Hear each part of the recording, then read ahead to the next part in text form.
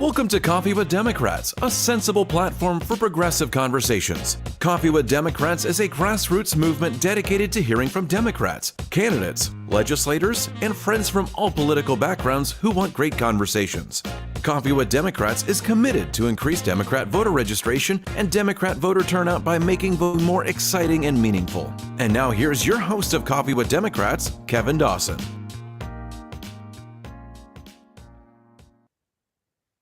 Hey, good morning. We are on Coffee with Democrats, and we have a very special guest today that's with us, Mark Mann. Mark Mann is running for Senate District 46, and we really wanted to support Mark. Mark, good morning. How are you doing this morning? I'm doing great. Thanks for having me on. It's been a good morning. Excited to be here. Well, we are truly excited to be here and have you with Coffee with Democrats. This is a great opportunity for us to let people know who you are through our Coffee with Democrats program. So before we get started too far in here, I've got some housekeeping that we really need to talk a little bit about, and that is asking our listeners, if you're listening to this and you support Mark, please share this. We really need to support and share these broadcasts and these conversations as much as we can across all of your platforms with all of your friends and all of your family. So if you're wanting to know how to get in touch with us or follow us, we are on Twitter Live, Facebook Live, and on YouTube Live. On YouTube Live, it's at Coffee with Democrats 7998. @ Coffee with Democrats 7998. We're on Facebook Live at Coffee with Democrats. We're the only one on there. There is a longer script. I'll put that in the closing comments or credits at the very end. And then the last one is Twitter Live, and that's just @ Coffee with Dems. Elon Musk shorted us on the length of our name. They wouldn't let us put Democrats on there, so we just went with Coffee with Dems. @ Coffee with Dems. So again, if all of the listeners, everybody who's following the Coffee with Democrats, please share this on all of your platforms. So Mark, good morning. I mean, here's one of the great things about Coffee with Democrats. We got started because we meet at a coffee shop sometimes, and we were reminiscent of when we were kids, and we'd go into the coffee shop and you'd see that table over in the corner and people would be over there talking and solving the world's problems. And if you were, really a good treat was to be over there and you'd hear them yelling at one another, and it was such a friendly banter and stuff that get, back and forth. But we got to talk about our favorite coffee. So what is your favorite coffee that you like to drink, or maybe it's not coffee, maybe it's a coffee substitute that you Got get my up coffee right here. Excellent. I'll take a little drink. I don't have a brand. Okay. But I like dark roast, strong as I can get it. Okay. And I drink coffee all day long. I usually have a cup with me when I leave the office at 5:30. All day long. I'll tell you what, it's kind of the same way I'll start with coffee first thing in the morning. I generally have 1 or 2 cups, and then I transition to water and soda the rest of the day. So that gives you a little bit about my background. I call it soda. I don't call it pop. So, and I do now only drink 2 cups of caffeinated. Then I try to switch to decaf after that. So I see. Okay. And do you get just wherever you can get it, or when you go to the store, you said you don't have a favorite brand, but is there just kind of a go-to? I don't have a favorite brand. I like whole bean. Okay. When you can get dark roast, but I usually make it at home. I sometimes will get it on the way to way to work at the convenience store, but usually I make it at home. Okay. And just a dark roast, no particular brand. Well, Scott's got a particular. I just have to say something, Mark. You said occasionally you'll get it from a convenience store. Now, let's be honest with everybody. I have run into Mark more times at a convenience store in the morning than I can count. And we're both there for the same thing, which is coffee. It's coffee, yes. And I usually get the dark roast there. So yeah. I've been called out. So I do go to the convenience store more often than I care to admit. Well, if anybody wants to join you for coffee in the morning, what time and what store should they show up at? Well, they need to call me because I don't normally just go by a coffee shop. But if they want to meet me at the corner convenience store by my house, about 7:45 to 8 is usually the time frame, maybe 8:15. But Okay. Well, that's wonderful. I will add in 46, there is a new coffee shop that I do like. And Scott, you may have tried it, Toast and Coffee, which is just north of 23rd. Do a great Yes. job. That's if I go to a coffee shop, I go to Toast and Coffee. And Excellent. I like what they do a lot of community-based work, and Oh yeah. that just speaks volumes. There are new places on the northeast side, particularly 23rd Street, that are so involved in lifting up the community. And I find that very encouraging. We need to find new ways to incentivize more people to be doing that kind of work, Mark. Exactly. I agree. And we've got a lot of places across, not just Senate District 46, but to your point, the metro, that really, in my mind, are kind of going back 30, 40 years.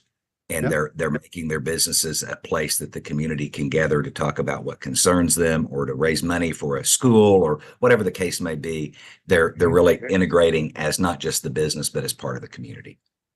Agreed.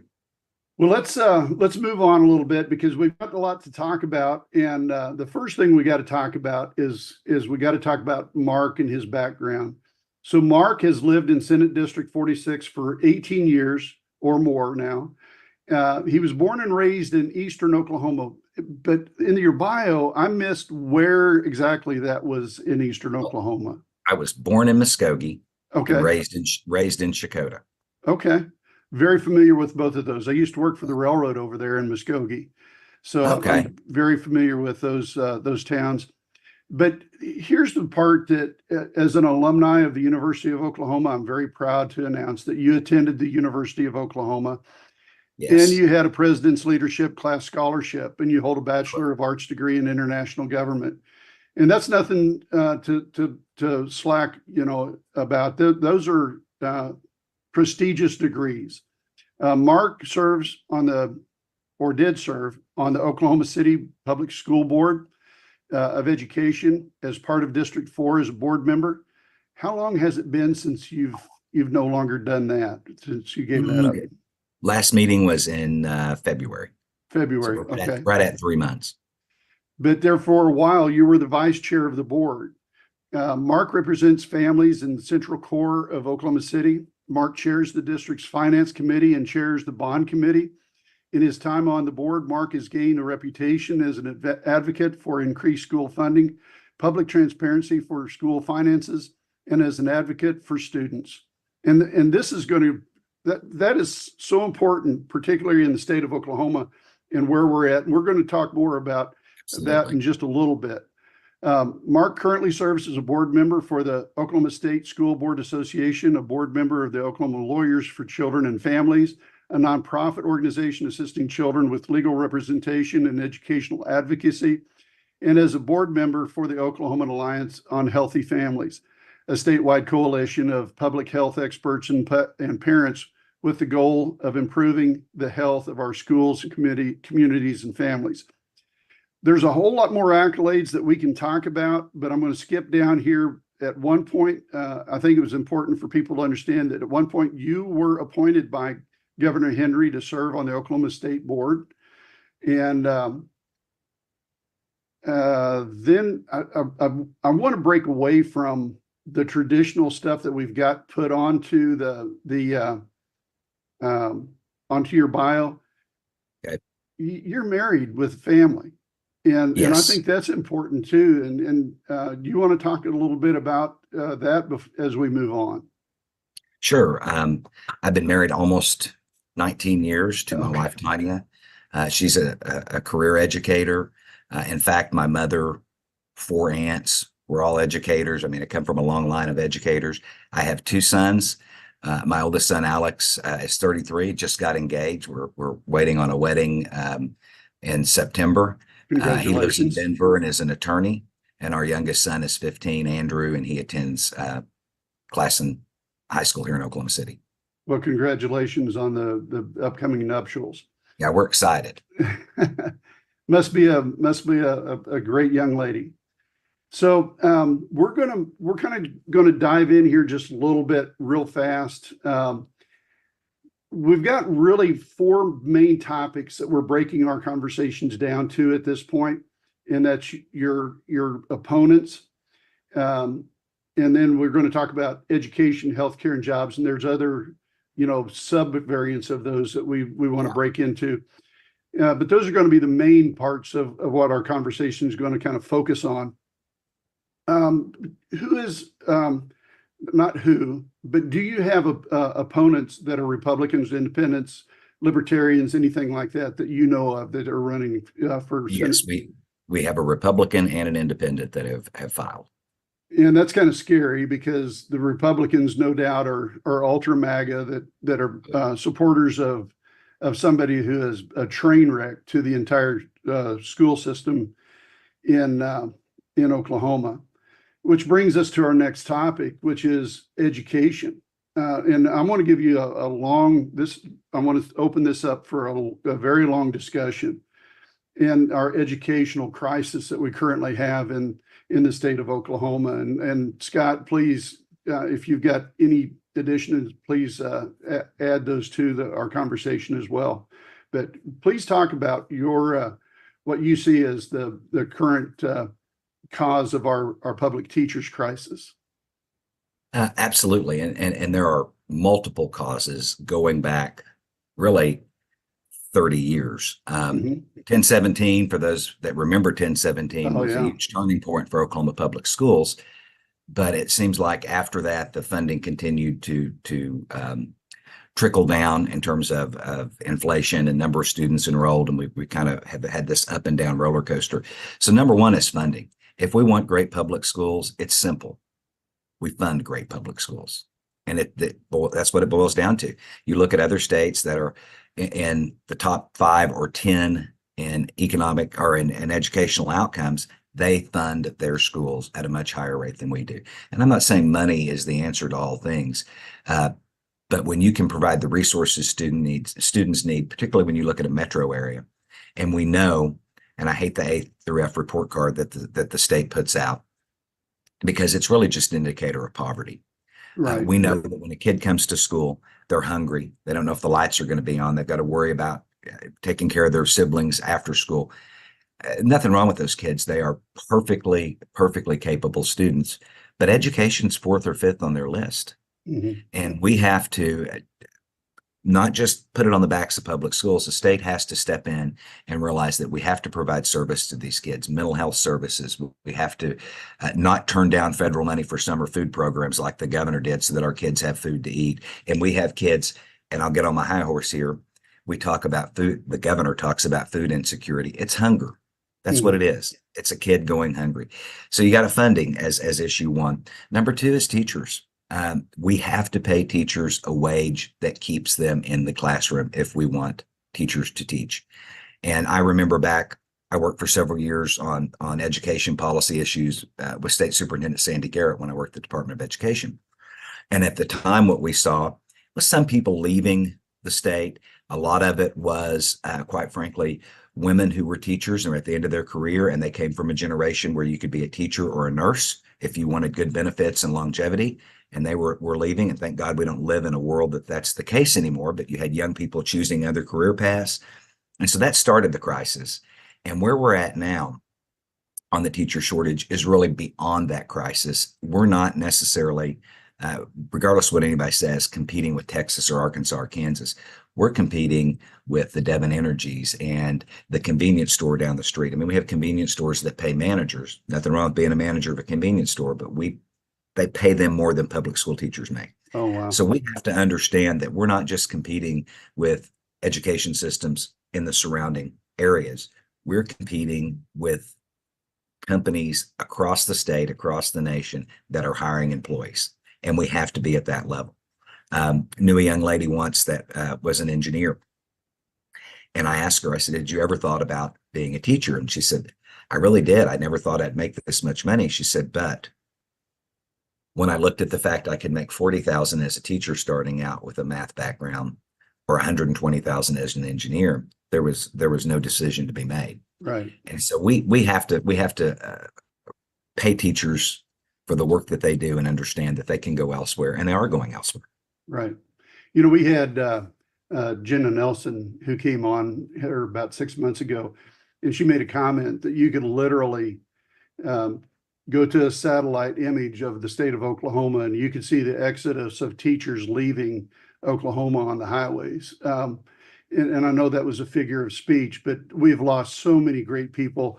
I used to work in an industry where I traveled up and down through the downtown area of I-40 right beside there, and we had those big digital billboards. And one of those big digital billboards would cycle through, and it was every single day. I mean, multiple times it was just lit up. Texas is wanting Oklahoma teachers. Come here, we'll pay you twice as much money. And it matters. And to your point, if you are, and our teacher pool has shrunk. I mean, if you look, Oklahoma City University actually closed their teacher prep program. Right. So we have fewer kids going into it. But if you're coming out as a 21, 22-year-old student graduating college, do you really want to work in a state that public education is led by Ryan Walters and the train wreck that his administration has been? No. It's dangerous, the way he's running the Department of Education. I suspect no matter how much money we put in, we're not fully going to turn a corner and start making strides until we get him out of that office. He has to go. And I will tell you, I never thought I'd say this, never thought I'd look back and say, I'd take Janet Barisi back. Hated her policies, but she let the agency run. I mean, they process claims, those kinds of things. What he has done to choke off the actual function of the agency, forget his policies, just the function of doing business. The fact they've lost 130 employees and aren't trying to replace them. They cannot perform the job that they are entrusted to do. It's a dereliction of duty. And why the House of Representatives has not brought him in and basically said, shape up or we're going to start impeachment proceedings is beyond me. Because I think if there's ever a case you could impeach somebody, this is the guy that could be impeached for dereliction of duty. Yeah. The only thing that I think is keeping him on is Governor Stitt. Governor Stitt is playing politics. And when Governor Stitt said in his press conference earlier this week, or was it late last week, that he said, seeing 150 bureaucrats leave and yet our schools are still functioning. I'm thinking this guy is completely out of touch with reality. He has no clue on what's going on with our education system. He has been for 6 years. He's never been in touch with reality on public education. Well, we can argue that he's never been in touch with anything except for his own personal goals and enriching himself and his family. But aside from that, and that sarcasm that came out of my mouth that shouldn't have come out, but I'm sorry, it happens sometimes.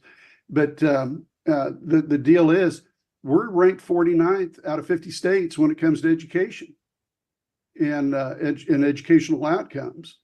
And that, again, you were talking about poverty. That's a direct result of the poverty that is taking place that, again, our leadership and our Republican counterparts don't want to acknowledge. They want to live in this poverty environment. They created it. And if you acknowledge poverty's an issue, then you have to address poverty. Exactly. And that's a mountain they're not willing to climb. Right. So, yeah, I agree. And which is sad. Yeah. So did you watch yesterday's article on KFOR about Ryan Walters up at the OSU, up at that? Oh, yeah. I saw the video. He actually had to leave after 10 minutes.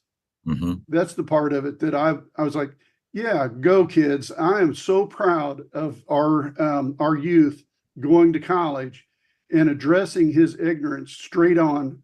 I mean, face to face. And literally, I thought they had good questions. And yes, I thought it was yeah. And their comments too was, what about education? Talk about education. And pardon me for my language, but stop talking this bullshit. Start talking about the actual thing you're hired to do. So he's going to talk about whatever the school voucher proponents and Betsy DeVos want him to talk about. That's what drives him. Yeah, then the Heritage Foundation and those idiots. So, Exactly. and ALEC, those are all organizations who are basically funding him to destroy Oklahoma's public education system.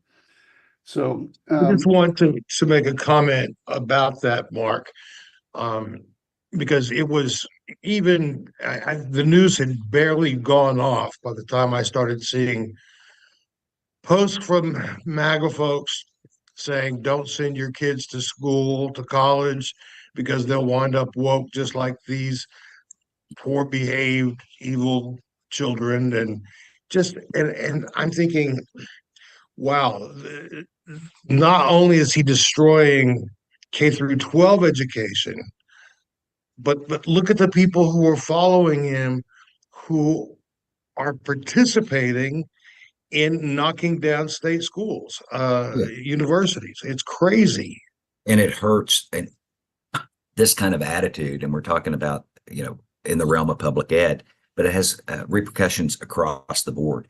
I mean, we're going to be dealing with this 10 years down the road in terms of economic development and job creation, because it's going to take a long time to rebuild after we get rid of him, assuming that we get rid of him and get people that want to rebuild. But there's definitely going to be a rebuilding of that agency. And I think schools, whether they're willing to say it or not, they have suffered under him for just 2 years. well, and there's also this other component. The fact that the way that he promotes his agenda, and his agenda that is a racist agenda, white supremacist. He's anti-LGBTQ. He's anti-Hispanic, immigrant. He's on, anti-Asian because of all of his attacks with China. We see those attacks that he's doing, and it's raising other people to say it's okay to do that. Just like we saw with Trump, and people decided, all right, we don't have to be in the shadows anymore. And where was it, in Charlottesville, where they came out and people died there? We've already had a death here in Oklahoma that was a student who was bullied. Yes. And they don't want to acknowledge the fact that it might have, there's a direct connection. I mean, a direct line. Absolutely, between a direct what connection. he was doing in his policies and in that young. And I might add, person's that's the death we heard about on the news. right. There are more, dozens of those Oh, across yeah. this country that happen on a regular basis. Words have consequences, and when Yes. you spew the hatred and the vile messages that they spew, it emboldens people to go out. Now, I'm under no illusion these people didn't become, racist, MAGA, torch-carrying people overnight. They always felt that, Right. but up until a point, they knew that they had to feel that way at home and keep their mouth shut. Right. And now they've been emboldened to go out and do it publicly and to join forces. And I would like to think they're the minority of the state and the nation. And I'm going to continue thinking positive in that regard. But yes, words have consequences. And when you attack someone unnecessarily, it allows other people to feel like they can do the same thing. And I appreciate the way you said that, because you really did say it in such a positive manner, that for those people who are middle of the road Republicans, who are just, I'll say just like me, I'm kind of in the middle of the road, who look for ways to compromise, who look for ways to make things better, and to work with all groups from both sides of the fence. You're reaching across the aisle and asking people, hey, support me. Don't go straight party voting. Vote for somebody who has, a view of what we're doing, and not just a radical view, and not an extremist view. And that's the part that I appreciated what you just said. I think we've kind of beat education down enough. Do you have any other things you want to talk about when it comes to education? We can go on and on about education. So we have a limited number of time, but I would say that the two things: fund teacher salaries and fund public schools properly, and you'll see the results within 10 years. Absolutely. I totally agree. When it comes to healthcare, that's going to be our next topic. Healthcare and their sub bullet points underneath healthcare. We've got a healthcare crisis in Oklahoma. We're seeing our Scott. Can you remember the quote that you gave just a few days ago about the life expectancy in Oklahoma? Yes. Oklahoma has, since the 1940s, Oklahoma has added the fewest years in terms of life expectancy. It's under 9 years. And that's, you compare that with 26 years in Washington, D.C., and 19 years in New York. And and that's a big issue. And there are many factors that go into that. We smoke more, we eat more, we have more fast food. And there are lots of reasons for that, but it definitely shows that healthcare in Oklahoma has been lagging behind for a very long time. Absolutely. I mean, this isn't a new crisis. In fact, I'd say it's at the point of it being an emergency, not a crisis. I remember back in 1994, I was working for Congressman Mike Sinar. I actually organized the Oklahoma leg of Henry Cisneros coming in to push Clinton's healthcare plan, and then participated when then First Lady Hillary Clinton came to Eastern Oklahoma to promote the plan. So, I mean, Democrats, particularly folks like me who've been around that long, we've been talking about this healthcare crisis for 30 years, and it's just got worse and worse. I mean, it's like, hear me now, believe me later. People are now beginning to believe us. And I look at what's happened, particularly in the last 6 years under this governor and the dismantling of rural healthcare, and the fact that people are having to drive to get the services they need. And I'll give you an example. I don't know, I think it was 4 or 5 years ago. I needed to see a dermatologist in the building my office was in, had one, and I happened to run into her at the post office box and said, I need to come see you. And she said, well, let's just walk back and get an appointment. I think it was 2 days later, I went in, we were done. Fast forward last year, my 83-year-old mother-in-law needed to see a dermatologist. It was a 90 to 120-day wait, and my wife called every dermatology clinic in Oklahoma City. And the reason behind that is so many people from rural Oklahoma are having to come to Oklahoma City or Tulsa or Norman to get those services, because when we close down a hospital and allow a hospital to close in rural Oklahoma, I think this Pollyanna attitude is, oh, all those doctors and specialists are going to go to Oklahoma City or Tulsa or Norman or, Ardmore. No, they're either retiring and staying where they're at, or they're leaving the state. And then, and this is another topic I know you want to talk about, but when you have the legislature and the governor trying to dictate what doctors can do in prescribing healthcare, why would a new doctor want to practice in the state of Oklahoma? Right. I sure as heck wouldn't. Right. No, I agree with you completely. And I've had similar experiences where to get in to see anyone who's a specialist, the time, in one case, I was on a 6-month wait before I could see a specialist. Thankfully, it was not a big deal, but and right now in Oklahoma, we have 12 rural hospitals that are in danger of closing within the year. Yes. And that is horrifying. And we've got, to your point, Scott, what we've got to do, and this has happened, it happened when the Democrats were in control, it's happening now. You get this at the Capitol, this rural versus urban mindset. And what people have to realize is we're symbiotic. If rural Oklahoma is suffering, we're feeling the brunt of it here in Oklahoma City. If we're suffering, they're feeling the brunt of it there in some way.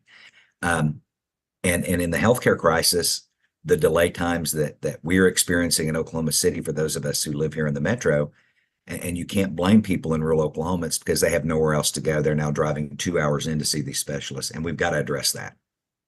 If we want to solve our problem, we have to address the problem in rural Oklahoma. I'm really glad that you said that, because there is this divide in people's minds between rural and suburban and urban. But the reality is, we all want good health care. We all want good education. We all want financial stability and the ability to work one job and support ourselves and our families. So Exactly. those are common no matter where in the state someone may live. And we're at a point in the state with $2.5 billion worth of surplus. And I have no problem having a rainy day fund. I think that needs to happen. So when we have economic downturns, we can smooth out the impact. But when we have $2.5 billion in surplus, it's time to invest in our people, whether it be education or health care or workforce development. And I listen to people across the aisle on a regular basis, and it kind of drives me up a wall. So we need to run government like a business. Well, government's not a business. It's not a for-profit entity. But there are some business principles we can apply to government. And the number one business principle, good businesses that are successful and high yielding, they all have one thing in common. They take care of their employees, whether it's health care, whether it's vacation time, whether it's professional development. They invest in their people because it's good for the bottom line. And it's no different for the state of Oklahoma. If we invest in our people, health care, all of these things we're talking about, it's good for the bottom line. Then other people want to come here. They say we're the kind of state that takes care of its people, invests money where it's going to matter for families, for working families, and that makes people want to move here and locate here. Which goes to, we're going to talk about women's rights here in just a second, but what I'm seeing is diminishing returns. You can downsize government, you can make government small, but you can get to the point where it's too small and it becomes ineffective. And I think we've reached that because we've reached a point of diminishing returns. People are leaving here. They don't want to come here. Doctors don't, we're seeing hospitals close, VA hospitals closing, which again are federally funded. But we're seeing those because again, people can't get doctors or the VA couldn't even get doctors to go to those rural places. And then, like you said, just the stuff that's coming out of our legislature.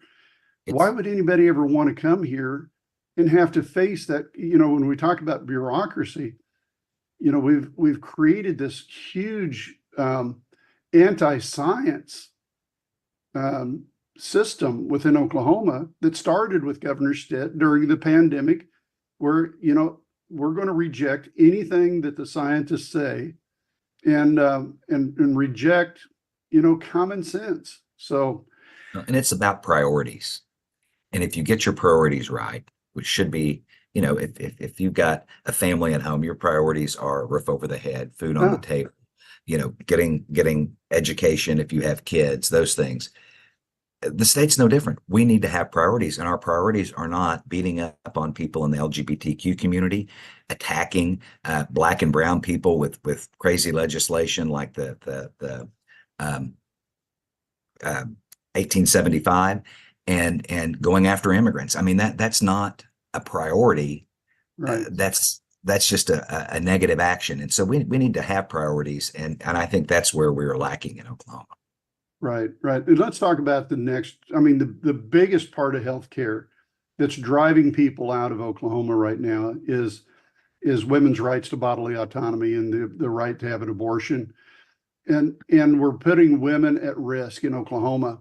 The latest statistic that I know you're aware of this, the latest statistic coming out of Texas is 26,000 rapes since the Dobbs decision and Texas enacted their draconian anti-abortion law. 26,000 women who have been raped are having to carry a child to term who was brought into this earth through violence.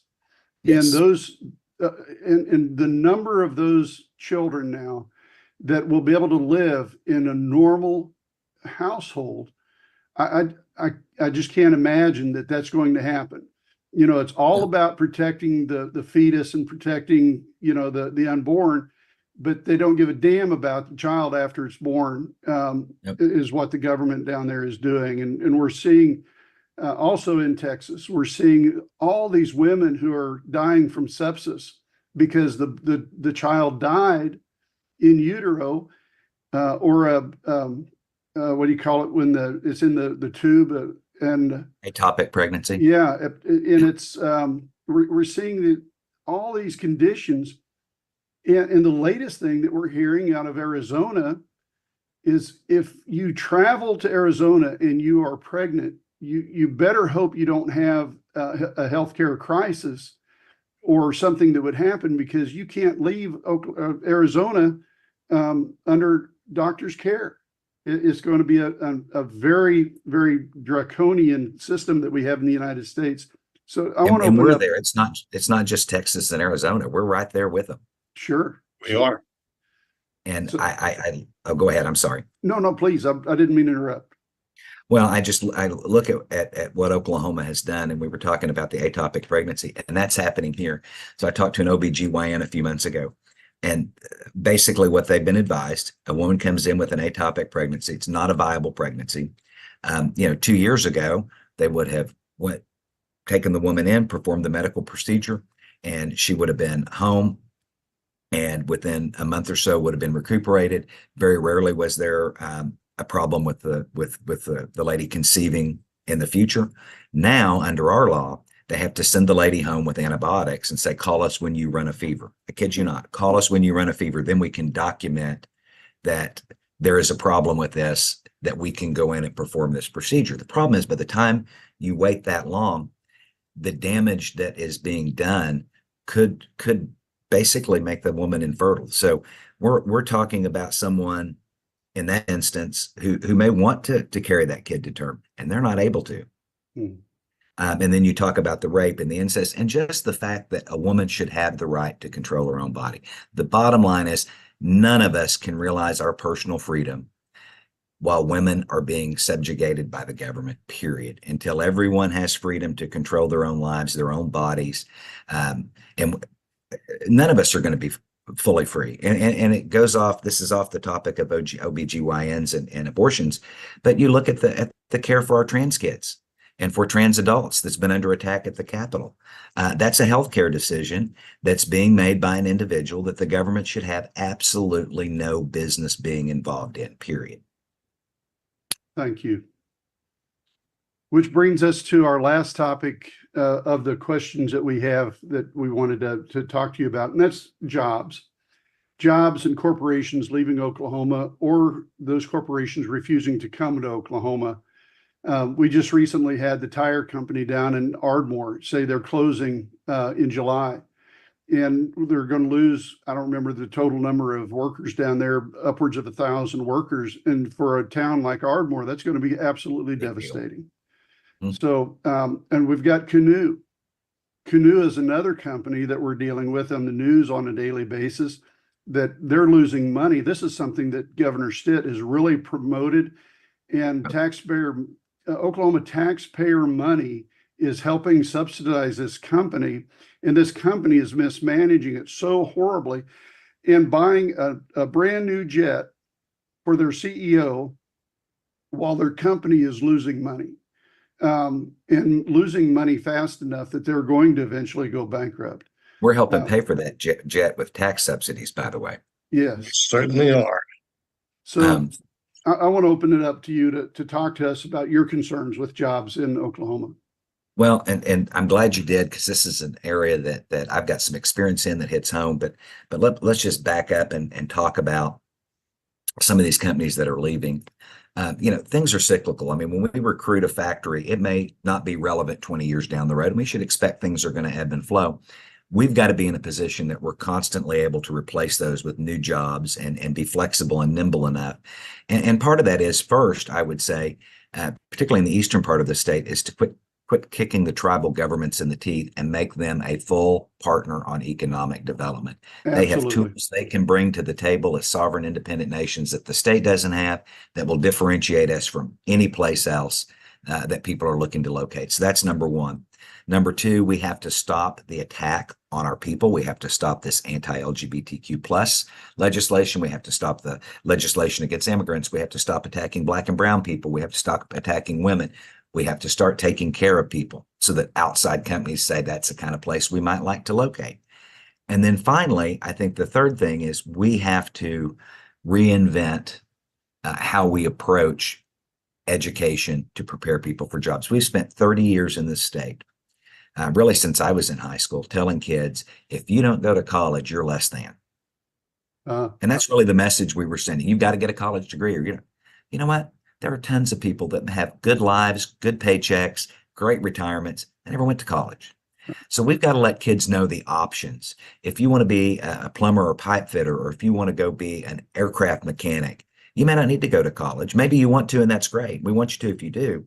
But there are a lot of good professions that you don't need to go to college. And we need to let kids be exposed to those. And we need to be ready to move those kids into those positions really in high school, starting with training in high school, not just with career techs, and I'll get to that in a minute, but all the way through. And we have to be nimble in dealing with our adult population so that they have accessible opportunities to retrain and retool their skills to go to jobs that we're looking to recruit.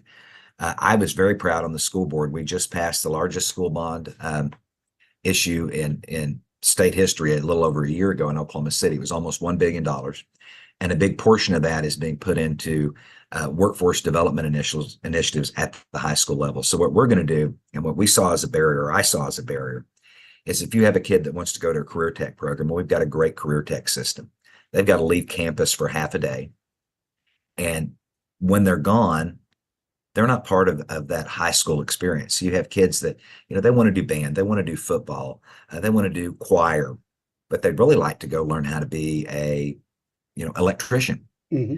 Well, we need to bring that in so the kid can still have the full experience. We're going to do that in Oklahoma City with they're calling them flex spaces. We're going to be bringing career tech instructors and others in on site so that kids can start gaining certifications and be ready to go into those careers, but still go do band, go do all the extracurricular stuff that they want to do, with the idea being that by the time they graduate, they're either ready for college or they've got certifications and they're ready to take the next step in developing their career. And we brought in a lot of our building trades guys are involved. They've got some training that Career Tech doesn't offer that they're willing to layer on top. So I'm really excited at what we're doing, or what Oklahoma City's doing. I'm not on the board anymore, and think it could be a model for the state, because I think it needs to start and work. Really, it needs to start in middle school with career exploration. Oh, wow. Those are amazing topics, and the level of experience and expertise that you have in those is really showing up. Before we move on here to our next topic, I'm going to do something. So bear with me just a little bit. I'm going to go over to, I'm going to screen share, and I'm going to pull up, I'm going to pull up your website. Here it is right there. Share that. This is Mark's donate site. So up here in the corner, you can see it. It's secure.actblue.com/donate/man4senate. This is his ActBlue. Folks, we can't get anything done in this state if we don't raise funds for our candidates, and we've got to support our candidates 100%. And in order to do that, we've got to sign up, and we've got to create our ActBlue accounts with our donations. I see the donations here start at $50, but guess what? Over here on the side, the very bottom right side, there's a blank right there. Don't think you have to start at $50. You can start with $1, $2, $5, whatever the case is. Absolutely. Whatever you can do. If you want to make it recurring, you can do that. If you don't want to do that, you can, just like I've got check marked here, no, just donate once. But please support Mark. We need for you to come out here and support him. He can't do this on his own. And we don't expect for our candidates to do this on their own. As our leaders, we need to support our leaders. And we need to support their candidacy. So that's my campaign speech for the day to help you out there, Mark. Thank you. And so as we move into the final few minutes of our conversation, I always like to give the candidate a great opportunity at this point to talk about, what is that maybe it's a speech that you give, maybe it is just a talk that you have whenever you have your meet and greets or when you're at fundraisers. Everybody wants to hear from you, and they want to hear that 4-minute speech on why are you the best prepared candidate, and why should voters vote for you? Okay. And I don't really have a prepared canned speech. I just kind of go off the cuff. We started this campaign a little over 1 year ago. Since that time, we have knocked over 14,000 doors. We've sent over 30,000 texts and emails. We've participated in over 160, we're probably at 175 community engagements. And we have received the endorsements of over 200 plus community and state leaders that have come on board with this campaign. And I will tell you, as we knock these doors and talk to these voters, there are a couple of things that have remained true. Number one, people want us to focus on public ed. They want us to get rid of Ryan Walters and get down to the business of educating kids. Number two, they want us to address the healthcare crisis.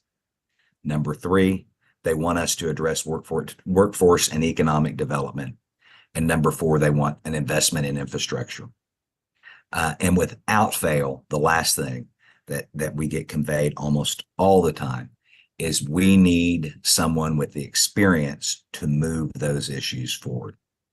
And so what I say to everyone that I talk to is, I started out on federal issues working with the U.S. congressman. We dealt with federal grazing fees. We dealt with the assault weapons ban. We dealt with healthcare crisis. We dealt with taking on big tobacco. Dealt with those, went to the State Employees Association where we dealt with mental health issues and health department issues and transportation issues and wrote, the whole gamut of state government. Spent 5 years with Sandy Garrett working on education policy before going into private business.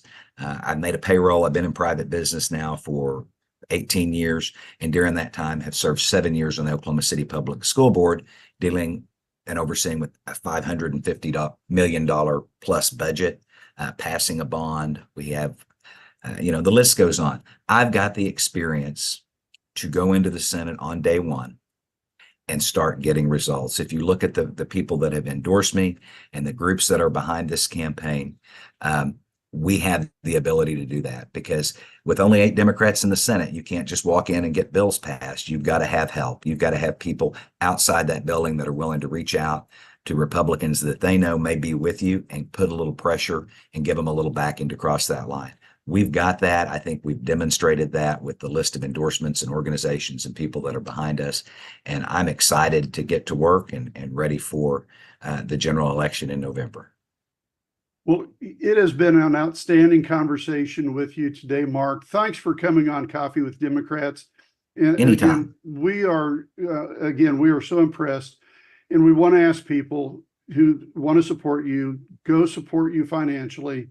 Would you, and we're going to share again, I'm going to do a screen share and share again how people can follow you on your website.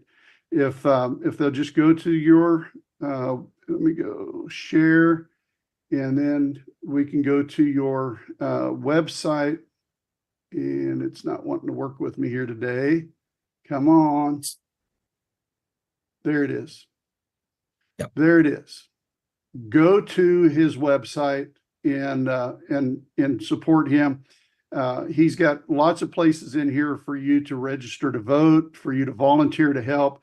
And again, that's another thing that we didn't talk about, that as a person who is supporting a candidate, if you can't support financially, support with your time. Our candidates need help. And one of the best things you can do for Mark is to just volunteer your time. Say, all right, Mark, when are you going to have your next, door knocking campaign? I'll come out and I'll drive you. I'll make sure that the car is cold, and I'll make sure that you have a good cold glass of water, so that when you get in here, we can get refreshed before we go to the next block. And that's something that I think a lot of candidates really, and I think people miss out on that opportunity to help and share those times and share their time with a candidate, because it's not always about finances. Volunteer and our volunteer help, whether it be Absolutely. texting, whether it be calling, whatever.